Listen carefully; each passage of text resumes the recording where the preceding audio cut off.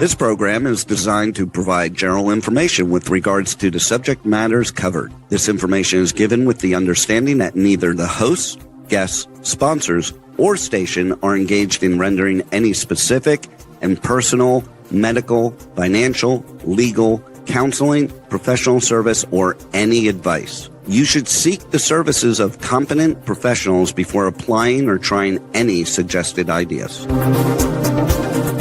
The information contained in this podcast is intended for informational purposes only and is not a substitute for individual professional legal advice. The podcast information was carefully compiled from vetted sources and references. However, R.O.S.E Resources Outreach to Safeguard the Elderly cannot guarantee that you will not fall victim to a scam. Let's talk about scams.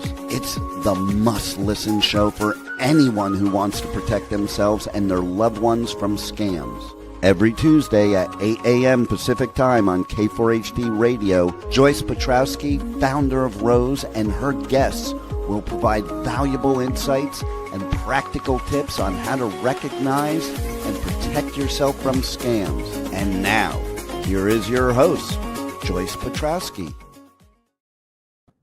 Hi, everybody. Welcome back. Hope everybody had a great long Labor Day weekend. And I'm Joyce Petrowski, founder and board president of R.O.S.E Resources Outreach to Safeguard the Elderly. You're going to want to get on our website, roseadvocacy.org. You'll find all of our social media links on the homepage and scroll down to the bottom and you'll find where you can sign up for our emailed newsletter and our mailed newsletter.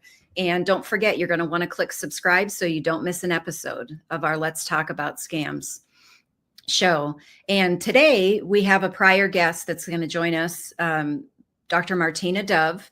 She's an expert in scams, specifically against the older adults.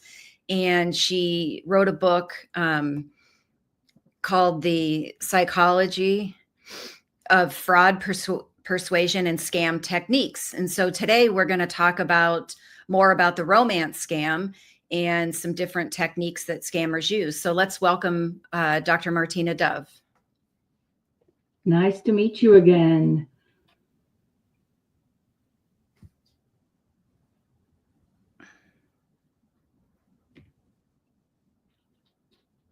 There you are. Yeah. Hello, everyone. Nice to be here again. Good. Thank you, Martina, for doing this again. So we talked a little bit about it, but what are some of the scam or techniques that scammers use as it pertains specifically to romance scams? Yeah, like there's I would say romance scams are quite complicated as scams because techniques tend to be layered over time. Mm-hmm. So, you have a time where you're building rapport with a potential victim. So you get to layer techniques over and over and over, which like in a process that I call grooming. That it's known actually in the industry as grooming. So some of the techniques from the beginning, it's engaging the potential victim in the conversation where you're just getting that first commitment stage where you exchanging messages every day, you talking several times a day, you building that trust and that bond. But I think kind of like more recent scams also focus on getting that kind of a habit forming behavior from the victim. Okay. So that you are engaging in a conversation every day. These conversations are positive, and the victim is responding to that kind of treatment, and it's getting, I don't want to use the word hooked, but it's getting accustomed to having that attention every day and having that friendship every day. So it starts like that. And then as the time progresses, the scammer may send little tokens, and gifts, such as, I've heard victims tell me he sent me some money for presents. He sent me, like one victim told me he sent me a birthday cake. I ate it, like it came, for my birthday. So like it's not uncommon that scammers will invest a little bit of money in the beginning to kind of send the victim some, kind of like tokens of love. And that serves dual purpose. Basically, one, purpose it serves is that it adds credibility to the relationship. So if you have friends and family questioning whether this is a real relationship because the person has not met this person in real Right. life, right? Like why would somebody be sending you gifts if they're not interested? So And it that's makes it all the more real, right? exactly. It makes it all the more real. It makes it really credible. And then on the other hand, there's a known technique called reciprocity. It's Okay. when somebody does us favors, we feel obliged to do them favors. So it's really grooming the victim to feel obliged when a scammer needs a favor. To return the So favor. return the favor, that's usually when they need the money. So basically it starts like that. It starts very positive. It starts with these like tokens of love. What I'm seeing recently as well is that there are a lot of credibility cues where a scammer is openly sending like it's proof of what they're telling the victim, where they're sending them to websites they talk about, Oh, and okay. they create these things, right? Like, so let's say a scammer will tell you they work abroad and they have a company. There'll be a website for that company. They'll clone websites of banks once down the road when they're asking for money or something like that. They'll give the victim credentials to log into their bank account, which isn't real. It's not real. Right. It's an application made just to scam victims. So And they're getting really good at cloning websites, all different types of websites. and I would say, this is where a new technology comes in. With AI, it's very, very easy to create. You don't need a developer. It's very easy to Right. create these realistic looking prototypes, that mimic real websites, or applications. So then kind of like after that initial stage, there will be typically in romance scams, there will be something called what I call a critical incident, something that happens to the scammer, right? Like a lot of the time, scammer doesn't ask for money. They will invent this incident. Either something happened, and these stories vary. They were in the accident, their business, like somebody suing them, and their accounts are locked. I heard a story where a scammer said there's been an explosion on a construction site that he runs, and now he's being sued. So there's like these big stories, and a lot of the times they'll support it with some pictures or something. Again, now with AI, it's really easy to actually create some content that would make it look credible. And through that, like I would say, through that incident is where a victim will offer to help because they feel guilty that now somebody they love by this time, and grooming stage can last months and months and months, and the conversations are very deep, and these conversations are very, very convincing. The victim may want to help what they think is their boyfriend by this time, or fiance, or and therefore, like a lot of the times the victim will offer the money because they feel like they have to help, even when they feel uncomfortable. They feel like they must do it, because they've, this person has been kind to them, and we are brought up to that reciprocity. Exactly. Return favors, be kind to people, help people. So it's really preying on all of those things. And then if that doesn't work, if that doesn't work, the scammer may start, like I've heard stories such as the scammer started saying they're going to kill themselves. They're so distraught. They'll start blackmailing the victim in some way, either like emotionally, or they'll start applying direct threats. Such as like, I'm going to leave this relationship. I see that you're not committed, and by this time, a lot of the times victims are so committed that the money is like, even just losing the money is not as, as important to them as losing a relationship, So a lot of the times, like they, scammers will take advantage of that emotional bond. Right. So it's that emotional toll afterwards. There's that financial aspect, but a lot of times that emotional and psychological toll is much more severe, especially in this type of scam, because they've invested so much time, with the scammer who they thought was a real, well, they are a real person, but, that they believed that they were their fiance or boyfriend, girlfriend. Absolutely. And one thing that I'm also seeing, like I'm seeing like much more sophisticated techniques now than even just a few years ago, even just 5, 6 years ago. Oh, wow. Because of the technology and because it's becoming very, very lucrative.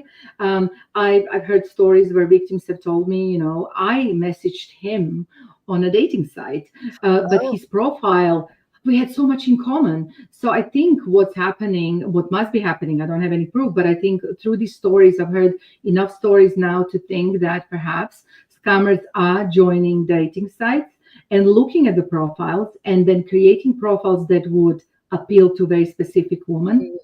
Right.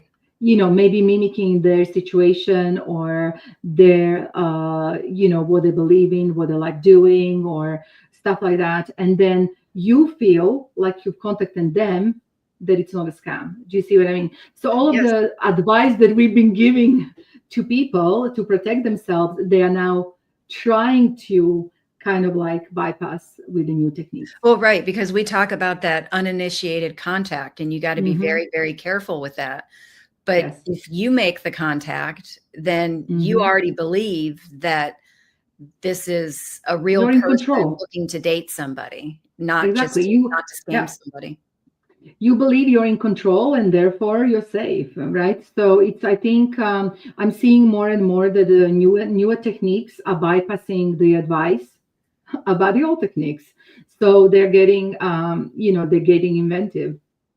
Right. And, it's like you mentioned lucrative to them before, is they're going to constantly be changing their techniques. And when they see what people are out there telling other people to do to protect themselves, well, then they're like, all right, well, we're going to use that to our advantage. And absolutely. So, it's extremely difficult to try to keep up with them, right? Or stay one step ahead of them. It's very difficult. And I remember, total anecdote, but I remember when I was starting my PhD, I remember one of the examiners posed the questions, because you have to defend your idea and you have to keep defending your idea as you're studying. One of the examiners on my annual review or something said to me, aren't you worried that scammers are going to take, kind of like pointers from your PhD? And I'm like, no, because I'm one step behind. I'm not, I couldn't think of everything that scammers are thinking of, So I think like we are always one step behind, but it's important to be one step behind and not 10, exactly. And I think, which, goes to the fact about why it's so important for people to report. Yes. Even, good chance you're not going to get any of your money back, but you still should report, because it gives not only law enforcement and prosecutors and information, is that it does get disseminated down to the public, and like we get information that we can then put out to people. Absolutely. I would say one other thing that I keep stressing about reporting, even though, and I think a lot of people don't report because they feel nothing would be done. So it's not, it's a waste of their time. But I say it's not a waste of your time, because, think about how big movements happen. They don't happen because one person did something. It happens because people came together and, created a procedure for like amplifying something. And I think when people report, the scale of the problem becomes apparent, and and problems that are at a high, like a really big scale, get funded. So I think when the government thinks there's not such a big problem, they're not going to be funding efforts to tackle those problems. So the more silent we are, it plays into the hands of scammers. Basically. Yeah. And I know just, in the state of Arizona, looking at the FBI statistics every year, looking at, and that goes based on what people report, and looking at how much money they lost in 2020 versus how much they lost in 2024, it went up 600%. Yeah. Yeah. Right. That's and I think percentage. It's huge percentage. And I also think I do think people are reporting more. And I think we are raising awareness that there's nothing to be ashamed of. This is a crime. This is a criminal activity. and I think it needs to be reported. And I think, I think like perhaps an increase is in the fact that some like more people are reporting, because once upon a time, I think the figure for reporting was only like 8% or something. Oh, wow. So it was just the tip of the iceberg. When I was studying, some of the figures for reporting were very, very low. I think that figure is higher, but it's still not 100%. No. I would like it to be 100%. And it's not close. Like, it's not even close to 100%. Exactly. No. Yeah. Yeah. So changes over time, because the romance scam has been around for years, right? Is the majority of the changes that you're seeing, do you think, is it because of artificial intelligence? It's about, definitely artificial intelligence has enabled scammers to operate cheaply, right? So, for example, whereas scams, you could spot some like spelling mistakes, and stuff Right. like that. If, for example, scammer wasn't native English speaker, Right. and for example, when they sent you an email, it wouldn't be perfectly beautiful Can't look looking and at the bad grammar anymore. exactly. Now that all is smoothed over by, you can use ChatGPT free, Right. and I think depending on how, like I know ChatGPT, like if you say to, ChatGPT, hey, can you write me a phishing email? It won't do it, but you can trick it into writing you a phishing email, or Right, or exactly. tidying up your email and making it nice and better grammatically. So that's one aspect of it. And then there's like deep fakes have become so good. You can fake video, you can fake photographs, you can fake array of photographs. Whereas the scammer, like let's say just 10 years ago, scammer would have to go on somebody's Facebook, add them as a friend, then steal their photos to Right. then like be able to send some photos. Now they can just generate they can generate lots of photos that are of the same person, in different situations. So it's definitely adding to their credibility. And then, as I said, I'm seeing a really big uptick in credible, like the extreme credibility cues that I call, like, and that's where a victim, the critical incident happens, right? Like somebody, and then that person says, look, do you mind? I can't log into my account. Can you log into my account and just transfer money into that account from my account?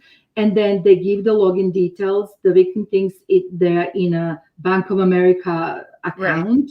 Right. They're not. They're in a prototype or a website that mimics Bank of America, right? Yeah, they see this person has lots of money, and and a lot of the times the victims, like when they were going through that thing, and that's purely done so that the trust is built up. The victim said to me, like I felt almost privileged because he's trusting me to go into his bank account and send this money, and there was lots of money in this account, so I felt privileged. I thought, this is like, we are really truly partners, so I think like those kind of things, more sophisticated techniques in terms of like upping these credibility things that add to trust, right? Like that kind of build the trust. So I'm seeing a lot of that, and I think that's down to the AI, because before it would cost it would cost the scammer to build these things. Now it's easier and cheaper. And then also there's organized scamming compounds now, right? So like it's a business. It's like scamming is run like a business, whereas it used to be a lone person here and there, maybe a small organized group. Right. Now there's like, there's it's like an organized business with hundreds of people. Yeah. Right. It's terrible. I'm not laughing. I'm just like, No. I'm sometimes I'm even impressed just how serious they took this crime and how brazen they are in how they operate. Right. But yeah, I think all of that combined, and then you have probably smart people like running it, supporting other people that are scamming, and and so on. So yeah, definitely. So you mentioned, about the scammer showing the victim that they trust them. Does that psychologically, do you think, make the victim want to then more readily trust the scammer? Definitely. I mean, think about this, right? Like we believe what we see and hear. right? And like if you see somebody's bank account, right, this isn't a person telling you, hey, I'm rich, right? This is a person showing you they're rich, but you've seen it with your own eyes. You think you've seen it with your own eyes, right? So of course you're going to trust it, and they do that before you even ask them. So like what's smart about this whole thing is the scammer won't even wait for you to say, how do I know your blah blah blah. They are offering these credibility cues before the victim even has a warning sign. So it's like really sophisticated manipulation. Whereas in the past, maybe, a victim would just say, hey, how do I know? Like, I don't want to send you the money. How do I know you bought a train ticket with that or something? Right. And then they would maybe fake a train ticket or plane ticket or something. Now it's like they're faking bank accounts, and you're like literally you are sending the money. You are like making a wire transfer and having a process that any bank would have. They mimic that, so why wouldn't you trust that? And it's only kind of like when a scam happens and a victim has realized that they, some victims have taken screenshots, and then they realize that maybe the website wasn't exactly so. But even some of the legitimate companies are using these proxy websites to send emails like MailChimp, and so the links are not always coming from them. Well, right. We use MailChimp when we send out our Exactly. newsletters, right? So hard to know, like it's really, really hard to know sometimes, and Amazon has all of these spoofs, not spoofs, but they have like different types of kind of like, ends of their emails, of their, web addresses for different pages. And, it's very easy to just like not know. Yeah. Exactly. Yeah. So, what was it? Well, right. So like when they put on this, the scammer puts on the screen their bank account, right? I think your eyes automatically go towards the dollar amount because they're trying to show you that they are rich, or what that they have, it's not whatever even that they have. Yeah, it's So not you're even not that they're showing necessarily- you. Joyce, they send you a link to the website and give you credentials to log in, right? Like, Okay. so I've heard it from several victims. Basically, the scammer, I'm in like Emirates, like my bank account is not allowing me to log in. Do you mind sending this business associate so that I avoid the legal fees? Like they send a link to the bank's website, right? But it's not. It's a link to a fraudulent website. They give the victim details to log in. The login is mimicked. The victim logs in. The victim's doing it on their computer, and they're seeing it. Like these prototypes act like in production we call them when you're making products we call them feature flags.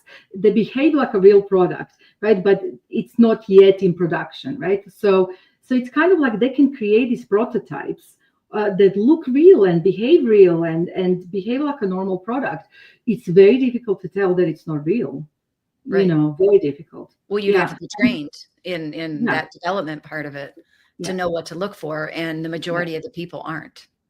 No, because you wouldn't. Why would you, like, I mean, when you log in onto your bank account, like you're not paying attention to every single tiny minute detail, right? Like it's a routine activity, right? So it's like, why wouldn't you? I think it's that moment of like being caught doing routine thing that you just not, why would you doubt somebody who's giving you their credentials to log into their credentials, right? Because it's like, oh, they're supposed to keep that confidential, but they must really trust me if they're giving me this information.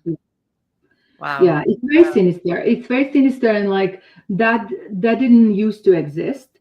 So I'm not surprised that people are, convinced that this is a real relationship. I mean, if somebody gave me logins to their bank account, I would think, well, okay, this person really trusts me. And therefore, like, I would feel bad not trusting them, too.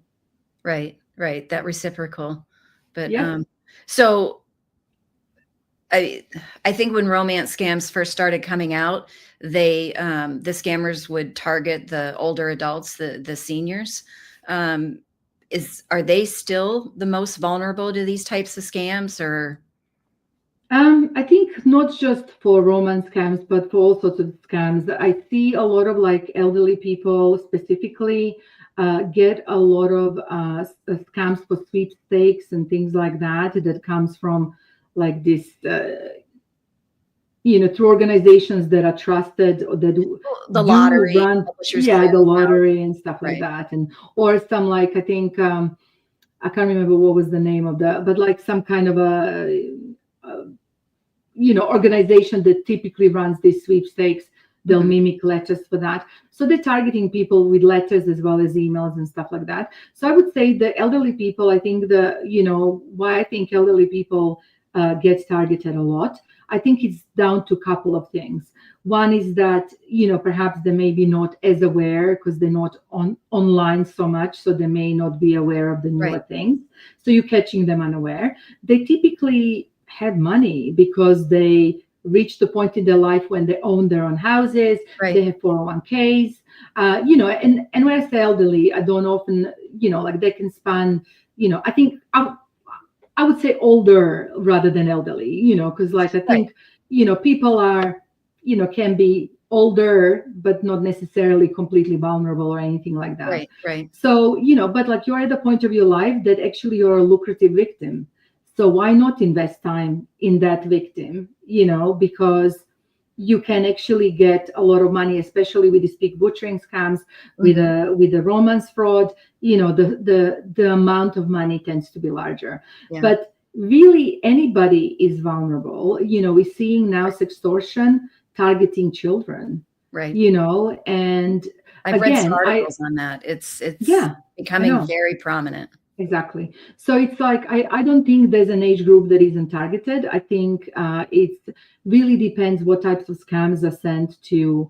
I would say romance scams tend to target people that are, of an age where you may have gotten divorced, or and then your spouse, right? Or you lost your spouse. Yeah. Right. And I think like this is where you're really vulnerable because maybe you were out of the dating scene for a while and therefore you were not aware of what's going on, right? like somebody else who's actively dating would maybe be aware. So it's kind of like trying to figure out like who is more vulnerable to what, and then just hitting that demographic more aggressively. Right. I mean, not to say that a young person wouldn't be hit with a romance scam. Please don't quote me. Like anybody's vulnerable. Always be watching for scammers. Yeah, everybody is vulnerable to any scam, right? It's just, or I should say, anybody is a target to any scam.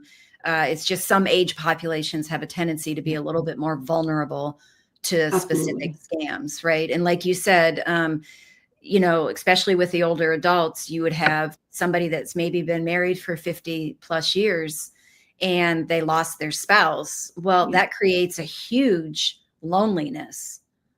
And then if they're not connected to their community, they're even more lonely, which is one of the red flags for them. But this, the scammers, especially like if they're on a dating site or they're on Facebook and their relationship status is widow or widower, and they have that in their or they've been talking about on Facebook about the loss of their spouse and all of that.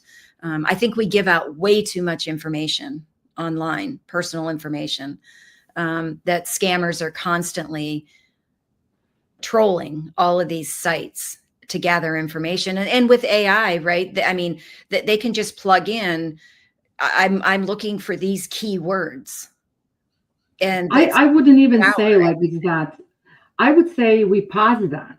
We think about how many data breaches have happened and what kind of information, So for example, it's a known fact that when people become like widowed or they suffer some medical, trauma or accident or illness, this is where the scammers start contacting you. This is not because they're trolling the Facebook, because that would be too time consuming. It's because they're stealing data, they're purchasing data, and some of these organizations are selling data, they're selling our data.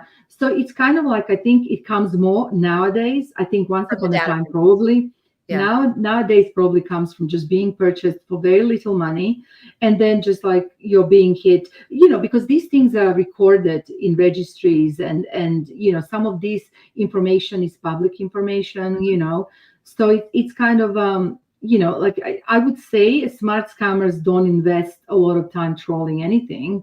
They already have that. They can easily purchase. I think like some of credit card information can be purchased for like pennies, or cents, so it's kind of like, right. I mean, like a lot yeah, of times, so this is interesting when you mention credit card information. My husband and I recently were out at this new ice cream shop in the area, and I used one of our credit cards to pay, and it wanted me to like sign up for rewards or whatever. So um, I hit yes, and it immediately had all of my personal information for the yeah, rewards. I didn't have to input it anymore. yeah. And it was like that had to have come from the credit card. It's not just a credit card. Like think of it, and I've done a research project when I was working for Microsoft, I think, on how on data.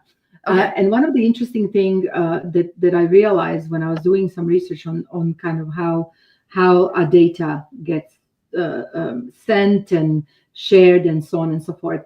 So like businesses will collect as much data about you as they possibly can, because they can target you with marketing things. Right. And if they Advertising. hit exactly advertising, but not just advertising, offers, right? Mhm. If they hit you with the right offer, it's a legal scamming in a sense, right?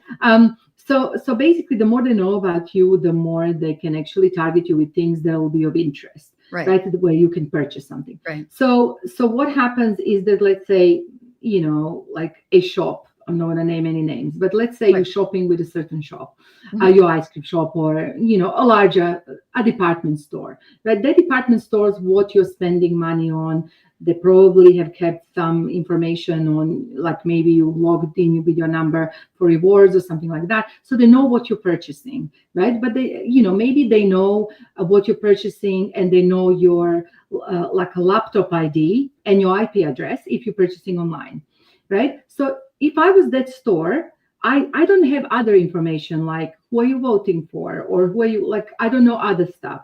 So Right. they can go to a data broker who has collected other information about you, when like you're going to websites where you're reading news, or you're going on different social media sites with the same laptop, with the same IP address, with the same laptop, with the same ID, and Mhm. they will join the data, right? Like by your laptop ID, right? Like your computer ID, Right. and they will create what is known a golden record. It's basically everything about you.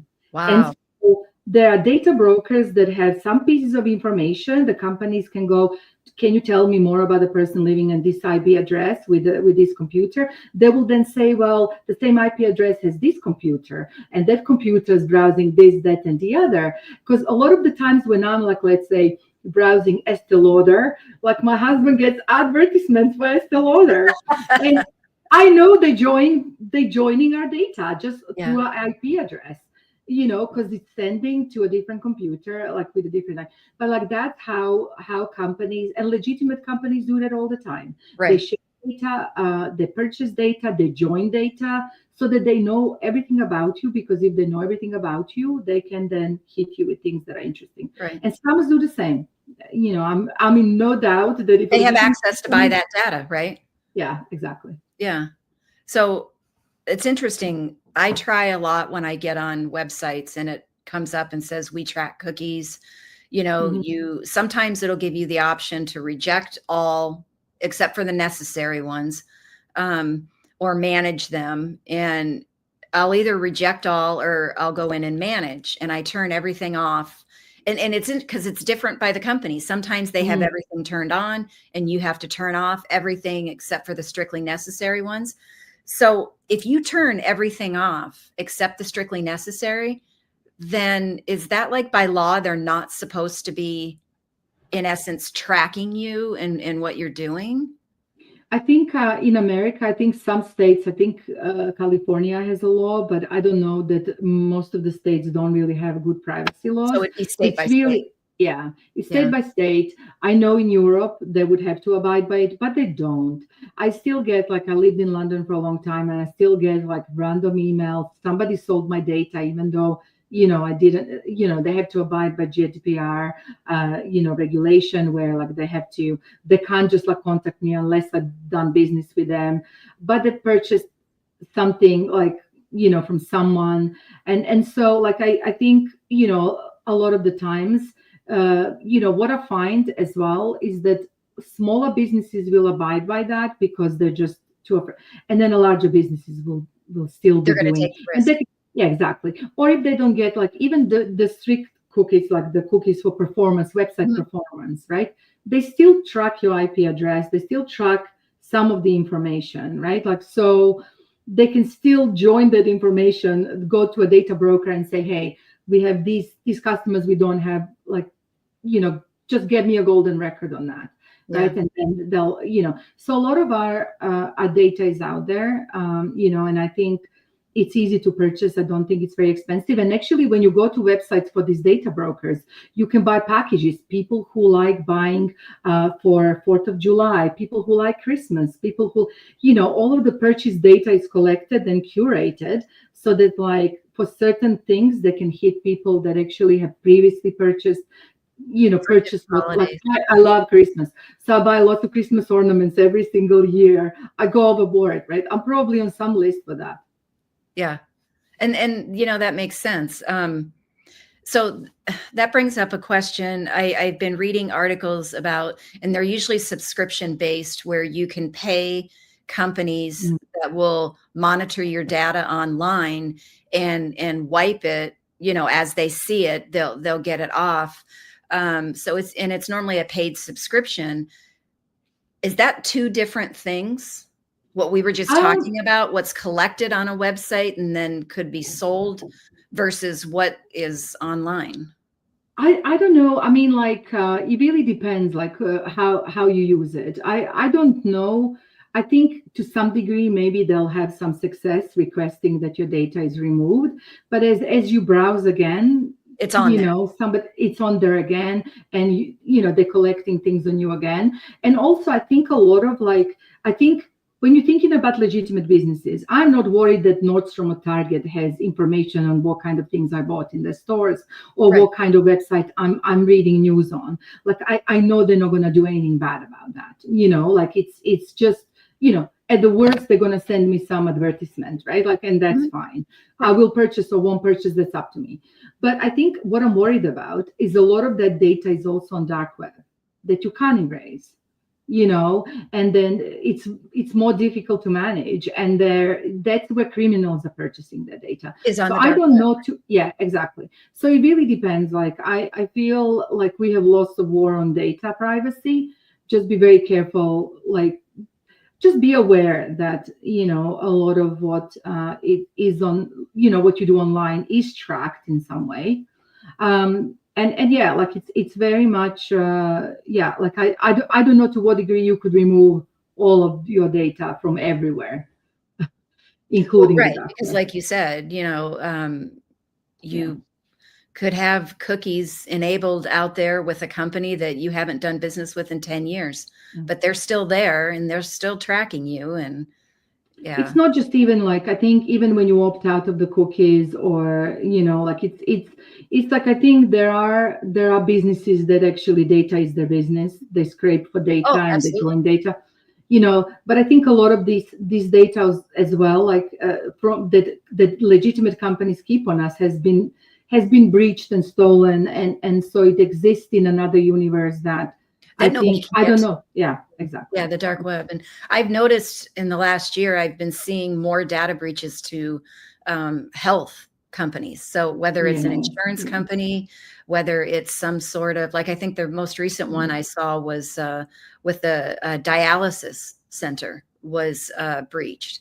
And, that's a lot of information, a lot of personal information out there. Yeah. No, it's really like I think that worries me as well, and I think a lot of the companies as well don't abide by the HIPAA either. Like you have to have a control over whether you want that information to be shared. Even like for example, I go to a spa, Hmm. in my local gym for a massage, and they have a form that should allow me to opt out of them sharing what I share with them, but the form is always broken and you can only accept and not deny. And so I'm always very aware that I'm just not like I'm so suspicious that I'm just not truthful sometimes. I guard my date of birth. I guard my, like if I remember like some years ago, I was subscribed to a magazine in England, and like that subscription wanted my date of birth. Why? I just They don't I need have it. I have a fake date of birth sometimes. Like I will put, so it's kind of like I think it's on a need to know basis. Like Right. you don't need to, and you don't need to be completely honest with your medical data on like some applications that end up you know being used for you to be targeted by like some products. Right. So I feel like I think we are I don't know there is a good way to protect the data. So just my advice would be to just be careful with what you share online, and kind of even just share online in terms of what seems like a legitimate company, not just on Facebook, sharing your stuff on Right. Facebook. Right. And like you said, always question, why don't be afraid to ask, why do Yeah, you need this information? And I exactly. often tell people if the response is, well, it's a question on the form, that's not an answer. That just might be that the Mhm. person you're asking has no idea um, I know. if the information is really needed or not. Right. Sometimes you can't even, you're checking out at a store and they'll want your email address. Like, why? Just can I just like get a receipt? Like, you Right. don't Yeah. need, you know. Sometimes it's like, oh, but they prefer us to have your email address. Well, I prefer not to give it. you Right. know. And now I think they're using it as we can email you your receipt. Because a lot of people are paperless, since they'd rather have the receipt emailed. Well, then now the company has your email address, right? That might It's not have it's it's before. fine. I mean, email address is pretty benign, but then you get bombarded, and You do. or like your phone, and they're like, "Oh no, we would never text you," and like the next day you get like Yeah, five right. You texts. get a text. Well, we're going to text you when things go on sale and when there's Yeah. ads, right? It's yeah. So, wow. So outside of data privacy and being careful of what you share online, are there other ways that we can protect ourselves? What specifically regarding around like romance scams? Yeah, I would say like I mean I know it's super basic, but I think in the age of AI right now, with the fact that people can fake videos pretty realistically, uh, I would say like just have a rule to not engage with people that are not in your hometown and that don't want to meet. Like try and meet straight away. Like if this is a real relationship, if it is a real thing, like if somebody contacts you, and scammers are very good, they'll contact you and say, I'm just on a business trip right now, I'm coming back next month. Just don't engage in conversation, too deep conversation. Just say, oh great, like seems like we have a lot in common, but like let's meet up when you're back. Ping Yeah, me when you're back. And I think like it's almost impossible to give any other advice, because I think once you get emotionally involved, it's that's right. sometimes too late to actually give any rational advice. But I think like with AI becoming so good and creating really good deep fakes, I don't know that you can even be sure when you're speaking to somebody on a video that that's the real person. Exactly. That's because you have to know the Yeah. nuances to look for, right? Yes. I recently had to verify myself and I had to do a video selfie. And, they said, okay, turn your head to the right, turn your head to the left. Mhm. And I had to do that a few times and it was monitoring, and um, so, it's interesting the advances that they're making in Definitely. order to verify somebody. So, Definitely. I mean, like like AI, it's good, but like sometimes when you like lift your hands or something like that, it can kind of like go a little bit weird. So like, I mean, you could like, that's one thing. If you're talking to somebody on a video, you can ask them to lift their hands, to take off the background, or, to kind of like, put something in front of them, like a book or something like that. And sometimes that can give you an idea whether there's a filter over the video.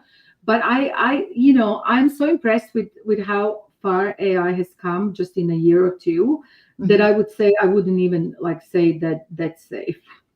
Come, let's just meet in local Starbucks. Right. Yeah. Right. Definitely, because so many things can be faked. Yeah, I know. It's like with the AI, I would say, and that's something like I've just updated my book. The second edition is coming in October or November, I think. And one of the things that I talk about is like how AI is going to really distort what our reality is, because Yeah. our reality is shaped by what we hear and what we see, and both can be faked by AI now. Exactly. Right. Voices can be cloned. Right. Faces can be cloned. So how will we ever know, right? Unless you're standing in front of me. Exactly. And you still have to keep your guard up when you're meeting Yes, somebody in person, absolutely. right? Because they still can, it happens unfortunately all the time, right? They're trying to Absolutely. sell you something you don't need. They're trying to, develop a friendship or a love interest in order to have you sign everything over to them, or maybe Absolutely. a caregiver, right? I mean, it's just, so you still have to keep your guard up even in person. Absolutely. But Yeah. wow, this has been a lot of great information. I think the number one thing is everybody has to keep their guard up and don't be afraid to question. Yes, you have to question everything. Like I think we are now, like I mean, some of these deep fakes are so good. They have fooled CEOs, companies to send millions. Like I think you Right. just need to question everything, and it's to some degree it's really sad, that we live in that kind of a world, It because is. as humans we want to trust, we want to be nice to other people, and we're being told constantly to not We trust can't do that. anything. Right. Yeah. Right. It's Absolutely. it's a whole different world. So Yeah. anyways, but Absolutely. thank you so much for Yeah. joining us. And I'm hoping in the near future we can get where you and Aaron and I are all on together and talk about some different things. I think that Absolutely. that would be great. But thank you again for No everything. problem. I can't wait for your second edition for your book to come out. That's going to be It's awesome. like it has, I mean, everything you read in the first edition is there, plus more examples, more examples, some things on AI and how AI is gonna change the landscape of fraud and so on and so forth. But yeah, like I've added a lot more examples to just kind of, I think that's how people learn to Right. spot things. So I Yeah. really focused on that. Yeah. Yeah. All right. Well, very good. Cool. All Thank right. you. Thanks, Martina. Okay. Take care. Bye. All right. So thank you guys for joining today. Lots of great information about romance scams in general, some red flags to look out for, some different psychology behind the scams, different scammer techniques, how they've evolved. And, as Martina and I just discussed, we really need to keep our guard up, and we need to question. We need to question and we need to verify before we can begin to trust. So don't forget our website, roseadvocacy.org. You'll find our social media channels out there. And all of the episodes from the radio show are on our YouTube channel. And scroll down to the bottom of the homepage and sign up for our emailed and or mailed newsletters. It's a way to get updated scam information and protection tips, and also just to keep scam prevention top of mind. So when you're contacted, because you will be contacted, you're more apt to, you have scam prevention in the back of your mind. And so you're going to be better apt to take that pause and check things out, do your research and verify, instead of engaging and getting into that emotional state and then making some not so good decisions. So Brian Watson is going to be here as the guest host next week, and I'm sure he'll have a lot of great, valuable information for you. So thank you. And I will see you back here in 2 weeks, but look forward to seeing Brian next week. Well, that's all the knowledge for this episode. Tune in every Tuesday at 8 a.m. Pacific Time on K4HD Radio at k4hd.com as Joyce explores a variety of knowledge so you have the power to make scam protection your healthy habit. And until then, feel free to reach out to Joyce and let's talk about scams.